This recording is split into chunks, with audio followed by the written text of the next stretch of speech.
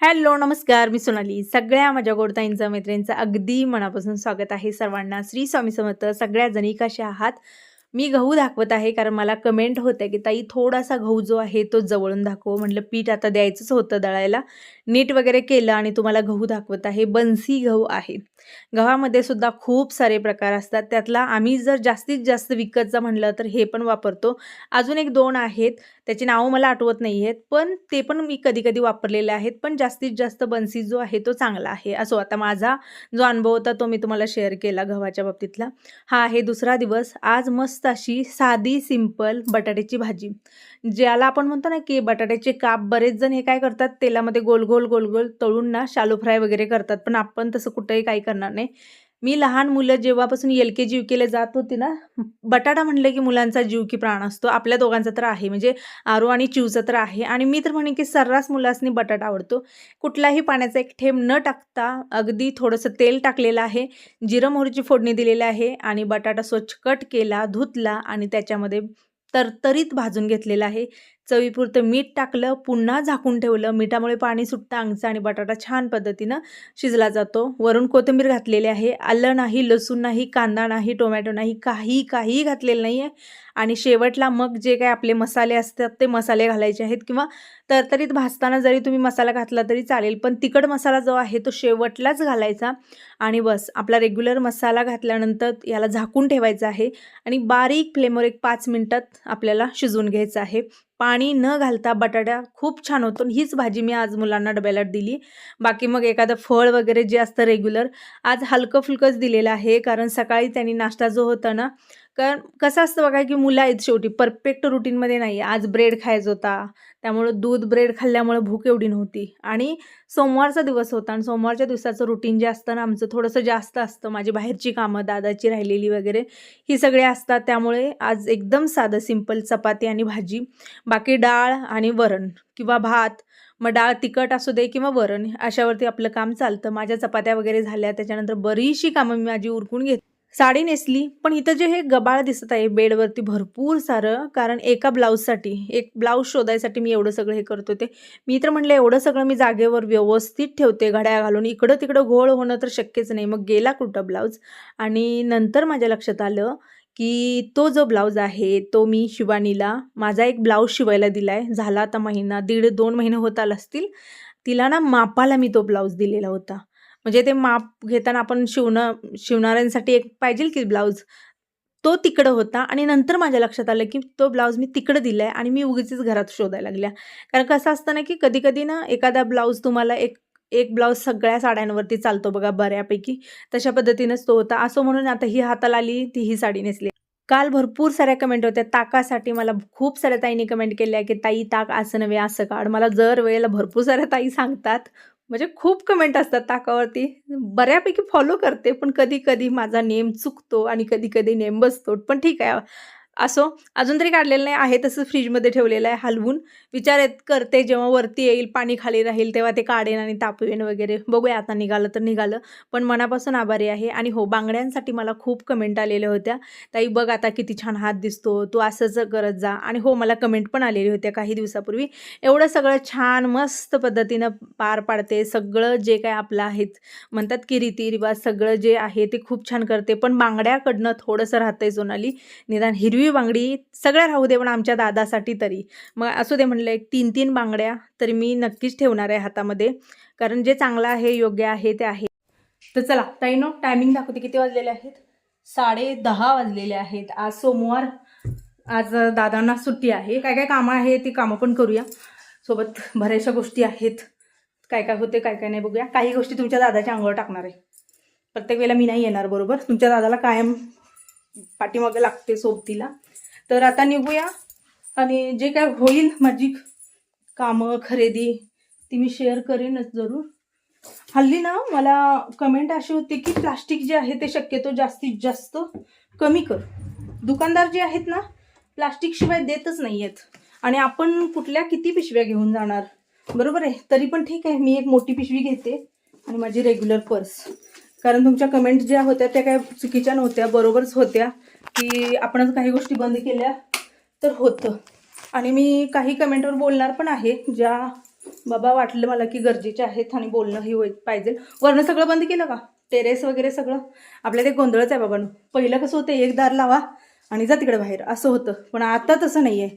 आता हर एक गोष्ट, हर एक सगळं छोटं मोठं बघावं लागतं. खिडक्या भरपूर साऱ्या, कुठं ओपनच असते. परवा तर असं झालं ना की चिव सकाळी आवरली, गडबडीत चिव आरू गेली आणि वरच्या बेडरूमची खिडकी ना ओपनच सोडलेली होती. पाठीमागणे एवढा पाऊस आला, सगळं पाणी, ते बेड, ते हांथरुणं, ते सगळं बेडशीट सगळं ओलं, सोबत खालचं जे टाकलेलं होतं ते काय म्हणतो आपण गालीच्या कार्पेट वगैरे, ते सगळं खराब झालं. म्हणजे अशी चिडचिड झाली ना माझी की प्रत्येकानं जर ज्याची त्याची जिथं तिथं जर कामं क्लिअर केली तर मला कशाला ताप होईल. माझं असं म्हणणं आहे की जे आता रूममधून बाहेर निघतात तसं लाईट बंद करायची रूममधून बाहेर निघता. तसंच तुम्ही खिडक्या जे काय ओपन आहे ते पण बंद करणं गरजेचं आहे. बाहेर पडायचं म्हणलं, पाऊस सुरू झाला. खोडगुण प्रकार आहे बघा या पावसाचा. ब्रॅकेट आणलेले आहेत, ते अजून लावायचे आहेत. रंगवणार आहे काय? रंगोली कधी रंगोली तिथून रंगवून आणली काय? होय का? रंगोली म्हणून वर काय काय काय होतं मला काय माहीत होत नाही. मी असते माझा खाली जास्त करून संपर्क. मी जसं म्हटलं की काही ठराविक कामांसाठी मी वरती जाते, अन्यथा मी वरती जात नाही. आहे तेवढा तर बस होतं मला. आणि बऱ्याच जणांचं देवघर तुम्ही हॉलमध्ये का केलंय तर त्याच्यासाठीच केलंय की जाता येता कुठल्याही गोष्टीचा कधीच मनात वाईट विचार येण्यापेक्षा माझी जर तिथं नजर गेली ना तर आपोआप माझ्या भोवती जी असणारी निगेटिव्हिटी असते ती गायब होते.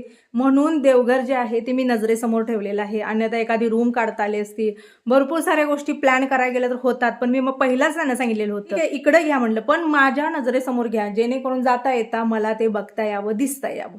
कारण कसं असतं ना की आपण जे बघतो आणि जे ऐकतो त्याचा परिणाम आपल्या आयुष्यावर होतच असतो. दिवसभर जाता येता रोजच्या डेली माझ्या दैनंदिन जीवनामध्ये ना मी कायम दिवसातून कमीत कमी 50 वेळा तर बघत असेल. आणि दरवाजा मी लावत नाहीये, अजिबात लावत नाहीये. जाता येता बास म्हणजे नजरच पडू दे. आपल्या आधीचं जे घर होतं त्या घरात देवघर किचनमध्ये होतं. मला कमेंट असतात की किचनमध्ये चालतं का असं तसं. मी तुम्हाला एक खरं सांगू, नियम असतील, मी काय नियमांच्या विरुद्ध जात नाही, कोणाचे नियम चुकीचे वगैरे म्हणत नाही. फक्त एक सांगेन, इथून स्वच्छ राहा, इथून चांगलं राहा, कर्म चांगलं ठेवा. कुठेही कधीही कशालाही तुम्हाला असं म्हणजे अमुक गोष्ट झाली मोठा प्रॉब्लेम येईल, काही नाही. प्रॉब्लेम आयुष्यात येत राहणार आहे. तुमचं लाईफ आहे, जीवन जगत आहात तर प्रॉब्लेम हे असणारच आहेत, चढ उतार असणार आहेत, सुखदुःख आयुष्यात असणारच आहेत. कुठल्याही गोष्टीला त्याचा कधीच संबंध लावू नका की ही गोष्ट केली त्यामुळे ते तसं घडलं, हे असं घडलं, असं नाही. आणि हो, अजून एक, ज्या गोष्टी तुम्हाला पटतात त्या गोष्टी जरूर करा. जी गोष्ट तुमच्या मनाला वाटतं नाही योग्य आहे तर ती योग्य आहे म्हणून तुम्ही करत राहा. असो, काय करूया आता, हे थांबेनच की.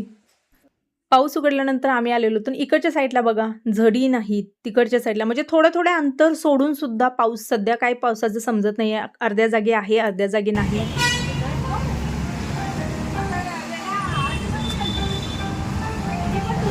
Good morning.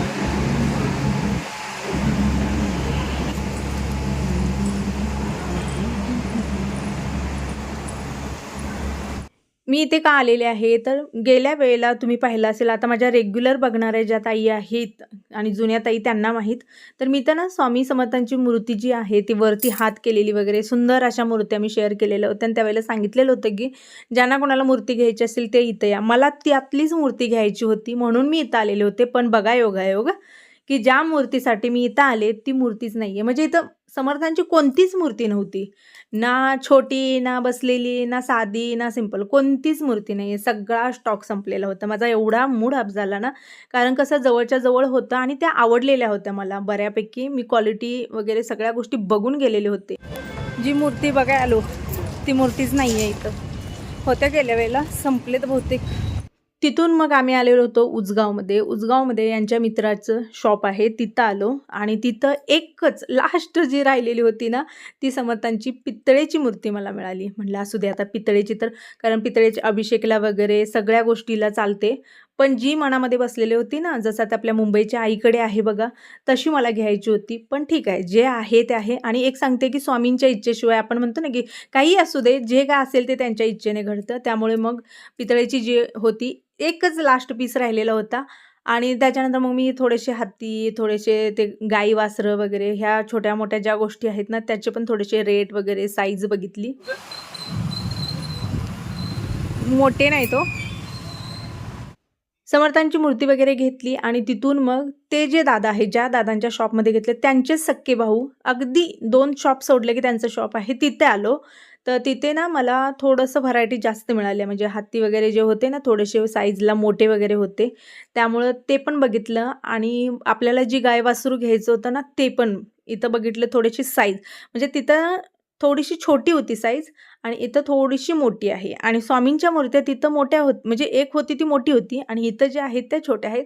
दोघं एकच आहेत आणि दोघं पण दादाचे मित्र आहेत. प्लेन आहे आणि याच्यावर हे आहे डिझाईन आहे. लहान साईज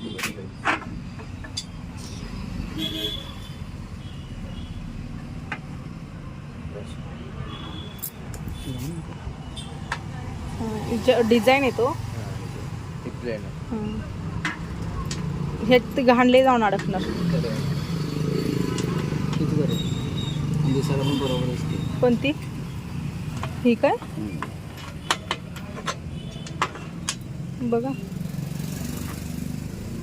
ही थोडी बारीक तोंडाची आहे. गडाने व्यवस्थित हिची ना, लहान का मोठे हे तुम्हाला कुठले बरे वाटले? हे का बरे वाटले? गडन बरोबर आहे. हे म्हणला तुम्ही हो आधी. हे गडन बरोबर आहे का? बघा की, कारण असं म्हणलं जातं मोठी नसून इले हे असे म्हणलं तर असे माप आहेत. अंगठ्या एवढं असे अंगठा म्हणलं तरी चालतं. त्याच्यावर नसून म्हणतो चालते की ही बरोबर आहे. ही बरोबर आहे. असा आहे ना आपला अंगठा. आणि ही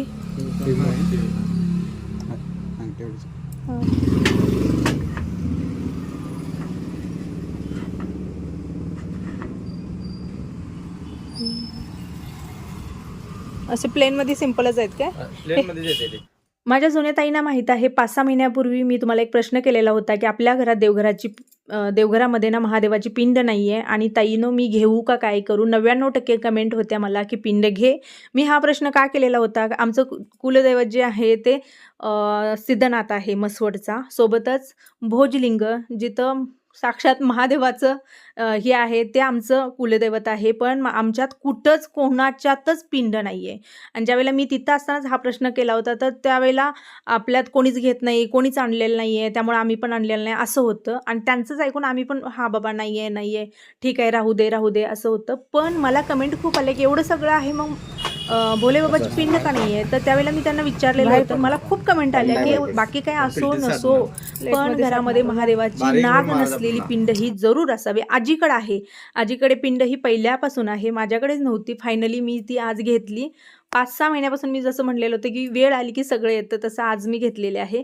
आणि हे सगळं साहित्य जे आहे ते मला 1200 रुपयाला बसलेलं आहे. स्वामींची मूर्ती सोडून मूर्ती जी आहे ती नाही किंमत सांगू शकत, आपण दुसऱ्याला द्यायची आहे. 12 वाजलेले आहेत. चला काढते आता जे काय काय आणलेलं आहे ते. एक मात्र आहे ना, बाहेर ह्या वातावरणामध्ये ना ऊन नसतं काय नसतं, एकदम छान आणि फ्रेश वाटतं. पण सांगते मी तुम्हाला की फ्रेश तेवढं वाटतं ना, तेवढं आधीमध्ये झडी पण तेवढ्याच येतात. मला छान वाटलं, म्हणजे एक असं थंडगार. ऊन मला नाही आवडत, थंड छान वाटलं. पण आधीमध्ये झडी येत होत्या. हे बघा, बांधून जाऊन ही केसांची अशी अवस्था आहे. मला कमेंट असतात की बांधते का केस? हा एक गडू, तांब्याचा लोटा छोटूसा, मी पूजेन तेव्हा दाखवेन. जसं मी म्हणलेलं होतं की मला गाई आणि वासरू, तर ही मूर्ती गाई आणि वासराची जी पिंड आहे ना, ती पण मी त्या हिशोबानेच घेतलेलं आहे. याच्यामध्ये छोट्या पण आहेत, मोठ्या पण आहेत. तर ही एक आहे आणि हे हत्ती छोटेसे घेतलेले आहेत, कारण माझी लक्ष्मीची मूर्ती जी आहे ना ती छोटी आहे. तुम्ही पाहिलेलं आहे, एवढीशीच आहे. मग तिच्या हिशोबाने बास होते.